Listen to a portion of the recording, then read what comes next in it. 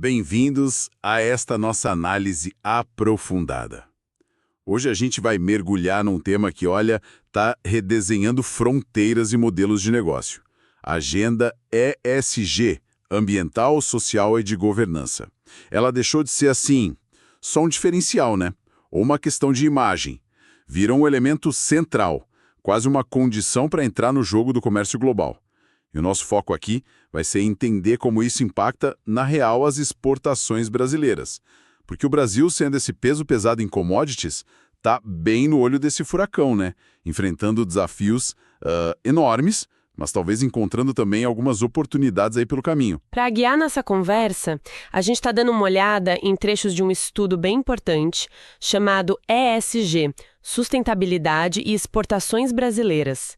O objetivo, então, é investigar como essas novas demandas por práticas mais sustentáveis estão mudando as regras do jogo no dia a dia, sabe? Para as empresas do Brasil que vendem lá para fora. Ok, vamos desempacotar isso. Exato. A grande virada, eu acho, é que o ESG saiu daquele discurso mais, digamos, de marketing, né? E entrou de vez na estratégia central dos negócios. Virou um fator crítico mesmo que pode abrir ou fechar portas em mercados importantes. Define a competitividade internacional. Não é mais aquela coisa, legal ter, sabe? Virou preciso ter para competir. Então não basta mais ter, sei lá, um produto bom com um preço competitivo. Essa combinação clássica, ela já não garante mais o negócio. A régua subiu mesmo. Subiu. E subiu bastante, viu? Qualidade e preço continuam sendo chave, claro. Ninguém vai comprar algo ruim ou caro demais só por ser verde. Mas a sustentabilidade ela se consolidou como um terceiro pilar, igualmente decisivo em muitos casos, tá? E esse impacto a gente vê de forma bem concreta em, eu diria, 4 áreas principais. A primeira, e talvez a mais direta, assim, são as novas barreiras não tarifárias e o acesso a mercados. Mercados consumidores mais exigentes, e a União Europeia está bem na frente nisso, eles estão implementando legislações que funcionam na prática como filtros, sabe? Produtos que não conseguem comprovar uma origem, uma produção sustentável, eles simplesmente podem não entrar. É uma resposta à pressão dos consumidores de lá e também às metas climáticas deles. E como isso funciona na prática? Quer dizer, que tipo de regra é essa que pode barrar um produto brasileiro? 2 exemplos bem fortes e recentes da União Europeia que mostram isso claramente. O primeiro é o EUDR, o Regulamento da UE para Produtos Livres de Desmatamento. A regra é assim: proíbe importar uma lista específica de produtos. A gente está falando de soja, carne bovina, café, cacau, madeira, óleo de palma, borracha e alguns derivados importantes, se eles vierem de áreas que foram desmatadas depois de 31 de dezembro de 2020. Caramba! E como eles verificam isso? Não parece simples. Pois é, aí que está o ponto crucial e, assim, o grande desafio. As empresas exportadoras precisam fornecer as coordenadas de geolocalização exatas da propriedade rural, do local onde o produto foi cultivado, extraído. Isso exige um nível de rastreabilidade na cadeia que, olha, para muitos setores é algo sem precedentes. Não basta mais só dizer que não desmatou. Tem que provar com dado geográfico preciso. O segundo exemplo é o CBAM, o Mecanismo de Ajuste de Carbono na Fronteira. Esse já tem um foco diferente. Produtos com alta intensidade de carbono na produção, a lista inicial pega ferro, aço, alumínio, cimento, fertilizantes e hidrogênio. A lógica aqui é, precificar o carbono que está embutido nesses produtos importados para que eles concorram de forma mais justa com os produtos europeus que já pagam taxas por emissões lá dentro do sistema deles, né? O ETS. Certo. E o que isso significa para o exportador brasileiro desses itens? Aço, cimento, fertilizantes? Significa que ele vai ter que monitorar, calcular e reportar, com detalhe, as emissões de gases de efeito estufa, os GIE, associadas à produção daquele bem. Se as emissões forem altas e não tiver um preço de carbono equivalente sendo pago aqui no Brasil, o importador lá na Europa vai ter que comprar certificados CBAM, que na prática funciona como uma taxa extra sobre o produto importado. Isso pode diminuir muito a competitividade do produto brasileiro se ele for muito intensivo em carbono e não tiver uma gestão disso. Nossa, parece que exportar alguns dos nossos carros-chefes ficou bem mais complexo, né? E potencialmente mais caro. Tanto por ter que rastrear tudo quanto pelo risco dessa taxa de carbono. Sem dúvida. E essa complexidade toda nos leva para a segunda área de impacto, a pressão que vem da própria cadeia de valor. Não são só os governos exigindo, sabe? Grandes empresas multinacionais, aquelas que compram matéria-prima ou produtos semi-acabados aqui do Brasil, elas estão sendo cobradas pelos seus investidores, acionistas, consumidores finais, para mostrar que as cadeias de suprimentos delas são mais sustentáveis. E como elas repassam essa cobrança? Repassam direto para os fornecedores. Uma empresa brasileira que vende, sei lá, componentes para uma montadora na Europa ou ingredientes para uma gigante de alimentos nos Estados Unidos, agora ela passa por auditorias muito mais rigorosas. Não olham só preço, prazo, qualidade técnica como antes. Investigam práticas trabalhistas, uso de recurso natural, gestão de resíduo, emissões, transparência na governança, um monte de coisa. Se a empresa brasileira não estiver alinhada com os padrões ESG que o comprador exige, ela corre um risco real de perder o contrato. Perder para um concorrente que talvez esteja mais adiantado nisso. A pressão vem de cima para baixo na cadeia. Entendi. Então a pressão é dupla. Tem a regulatória, dos governos, com leis tipo EUDR e CBM, e tem a comercial, dos próprios clientes grandes que precisam, digamos, limpar suas cadeias. É um cerco se fechando, né? E o lado financeiro? Como o dinheiro, o investimento, entra nessa equação toda? Imagino que também tem um impacto aí. Com certeza. Essa é a terceira área-chave de impacto, o acesso a financiamento e a atração de investimentos. O mercado financeiro global, olha, ele despertou de vez para o ESG. Bancos, fundos de pensão, fundos de investimento, todos eles estão cada vez mais direcionando capital para empresas que mostram um bom desempenho ambiental, social e de governança. Eles entendem que essas empresas tendem a ser mais resilientes, sabe? Menos expostas a riscos regulatórios, de reputação, até climáticos no longo prazo. E como isso se traduz em vantagem prática para a empresa exportadora? Dinheiro mais barato? Exato, surgiram instrumentos financeiros específicos para isso. A gente tem os Green Bonds, os títulos verdes, né? Que captam dinheiro especificamente para financiar projeto com benefício ambiental claro, e tem também os Sustainability Linked Loans, os SLLs. São empréstimos para a empresa, empréstimos corporativos, cuja taxa de juros pode diminuir se a empresa atingir certas metas de sustentabilidade que foram combinadas antes. Ou seja, ter um bom desempenho ESG pode significar acesso a crédito mais barato em condições melhores. E o contrário também é verdade, né? Um desempenho ruim em ESG ou a falta de transparência nesses dados pode encarecer o custo do capital, dificultar o acesso a crédito ou até afastar investidor importante. Faz todo sentido. O risco percebido é menor para quem demonstra cuidar desses aspectos. E qual seria a quarta área de impacto que você mencionou? A quarta área é a valorização da marca e a preferência do consumidor final. Especialmente em mercados mais desenvolvidos, onde o consumidor tem mais informação, mais poder de compra, existe uma parcela crescente da população que está disposta a pagar um pouco mais, um prêmio, por produtos que têm selos ou certificações mostrando que a origem é sustentável, ética, orgânica. Isso cria uma oportunidade interessante. Aqui é onde fica realmente interessante. A chance de sair daquela briga só por preço baixo. Exatamente. Para as empresas brasileiras que investem sério em práticas ESG e conseguem comunicar isso bem, abre-se a chance de acessar nichos de mercado premium, mercados que valorizam esses atributos e pagam melhor por eles. Permite construir uma reputação de marca mais forte, sabe? Se diferenciar da concorrência que só foca em volume e custo baixo. É transformar o que parece ser só uma exigência ou um custo numa vantagem competitiva real, em agregação de valor. Ok, o cenário está claro. Exigências de governo, pressão de cliente, impacto no dinheiro e chance de valorizar a marca. Mas, com tanta coisa sendo exigida, como é que uma empresa brasileira pode efetivamente provar que está fazendo a coisa certa? Como ela demonstra para um comprador lá na Europa, para um investidor em Nova York, ou sei lá, para um consumidor no Japão, que ela é sustentável de verdade e não está só fazendo propaganda? Olha, a forma mais concreta e mais reconhecida internacionalmente para dar essa prova é através de selos e certificações, emitidos por terceiros, por entidades independentes, né? Eles funcionam como um atestado de que a empresa ou o produto segue determinados padrões socioambientais que são rigorosos e foram verificados.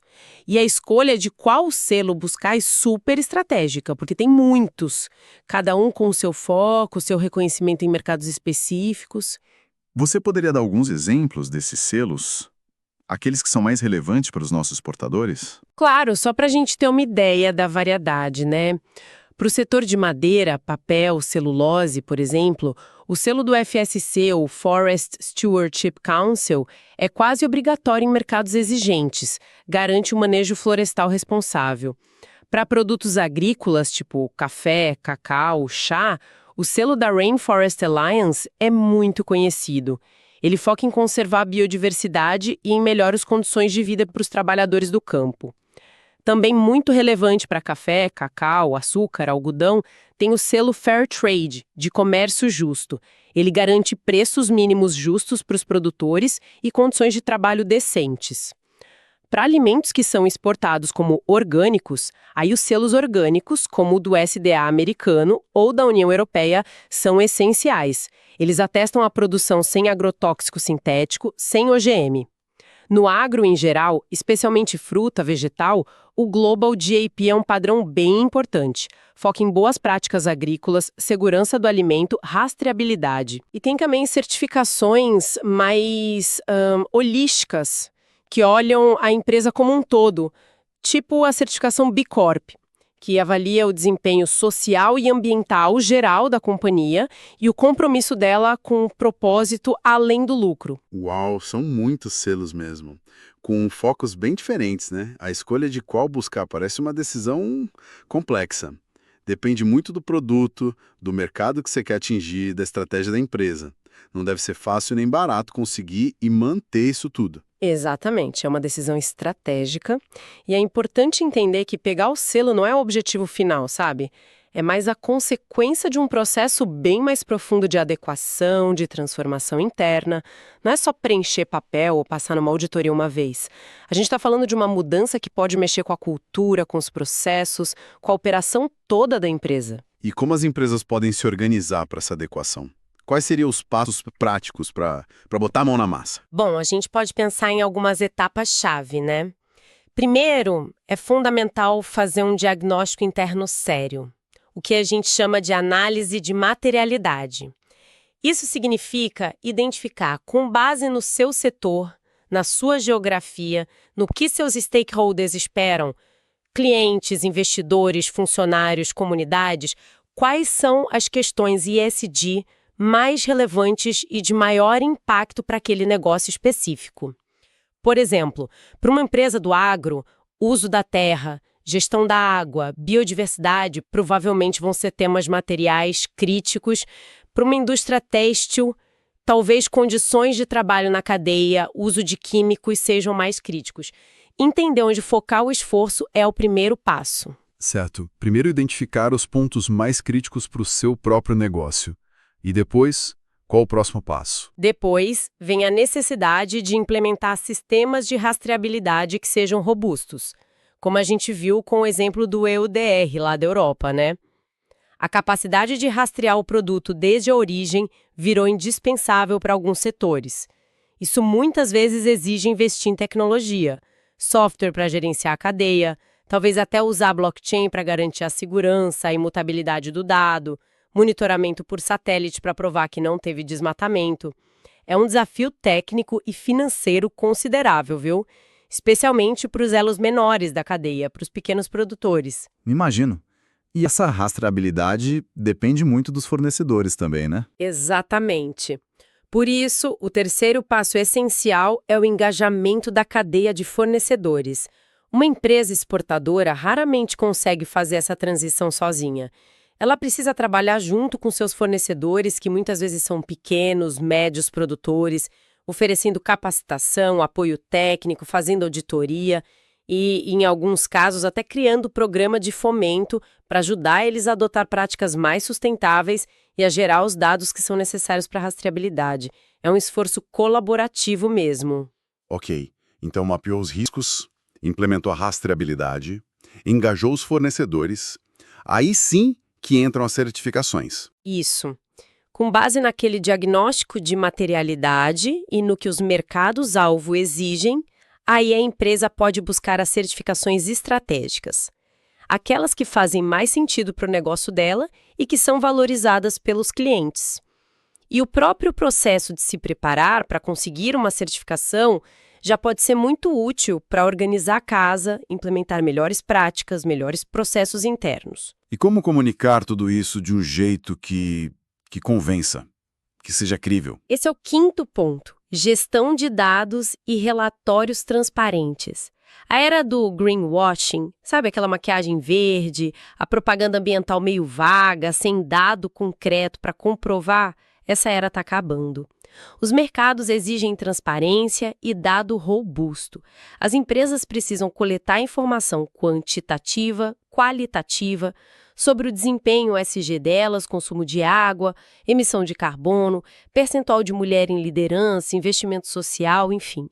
E comunicar isso de forma clara, honesta e padronizada. Existem padrões internacionais para isso, como as diretrizes da GRI, a Global Reporting Initiative, que são as mais usadas no mundo para relatório de sustentabilidade, e agora tem os novos padrões IFRS S1 e S2 do ISSB, que focam especificamente na divulgação de informação financeira relacionada à sustentabilidade e ao clima, pensando mais no investidor. Entendi. Dados concretos e comunicação transparente são chave. Tem mais algum passo importante nessa jornada? Né?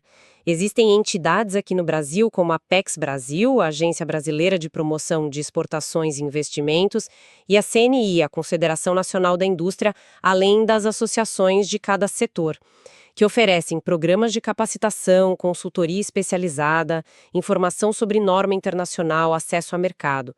Buscar este apoio pode acelerar e facilitar bastante o processo de adequação, especialmente para a empresa menor, que talvez não tenha tanto recurso interno para isso. Faz todo sentido. Recapitulando então: diagnóstico, rastreabilidade, engajar a cadeia, certificar estrategicamente, dados transparentes e buscar apoio. Fica claro que a gente está falando de uma transformação profunda, na gestão, na operação, até na cultura da empresa exportadora. Vai muito além de só conseguir um selo ou cumprir uma formalidade, né? É um redesenho estratégico, pensando no longo prazo e no impacto mais amplo do negócio. O fascinante aqui, e acho que a conclusão principal que sai do estudo, é que essa integração séria, comprovável de práticas ESG, ela deixou de ser um diferencial, uma opção, para quem atua ou quer atuar no comércio global, especialmente nesses mercados mais exigentes. Isso virou a nova linha de base, uma condição essencial para a própria sobrevivência e, olhando pelo lado bom, para a prosperidade futura. As regras do jogo mudaram mesmo, de forma estrutural e, eu diria, permanente. E olhando para frente, o que isso significa na prática? Que as empresas brasileiras que encararem essa agenda não só como um custo, uma obrigação ou uma barreira, mas sim como uma oportunidade real. Uma chance de inovar nos processos, de agregar valor diferente para o seu produto, de fortalecer a marca, a reputação internacional. Essas empresas, sem dúvida, vão estar mais bem posicionadas para competir e ter sucesso nos mercados mais desenvolvidos, que, não por acaso, costumam ser também os mais rentáveis, né?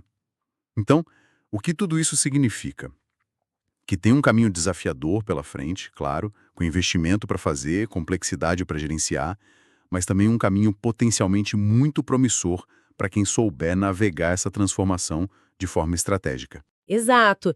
E toda essa discussão sobre a complexidade, os custos envolvidos, me leva a um pensamento final, algo para a gente refletir com mais calma depois. Considerando a dificuldade real de implementar práticas ESG robustas, especialmente essa rastreabilidade detalhada que regulações como a EUDR exigem. E pensando principalmente nos milhares de pequenos e médios produtores rurais que formam a base de muitas cadeias de exportação do Brasil, que mecanismo, sabe, além das certificações internacionais, que a gente sabe que muitas vezes são caras, complexas, de difícil acesso para esses atores menores, que outros mecanismos poderiam realmente garantir uma transição que seja justa, equitativa, para um modelo de exportação mais sustentável? Como a gente pode assegurar que todos os elos importantes dessa cadeia produtiva consigam fazer parte dessa nova realidade do comércio global sem que os mais vulneráveis fiquem para trás nesse processo todo? Fica a reflexão. Uma pergunta fundamental, realmente, e com certeza a resposta não é simples. Com essa reflexão importante, a gente encerra a nossa análise detalhada de hoje sobre essa intersecção entre ESG e as exportações brasileiras. Agradeço muito a clareza e os insights compartilhados.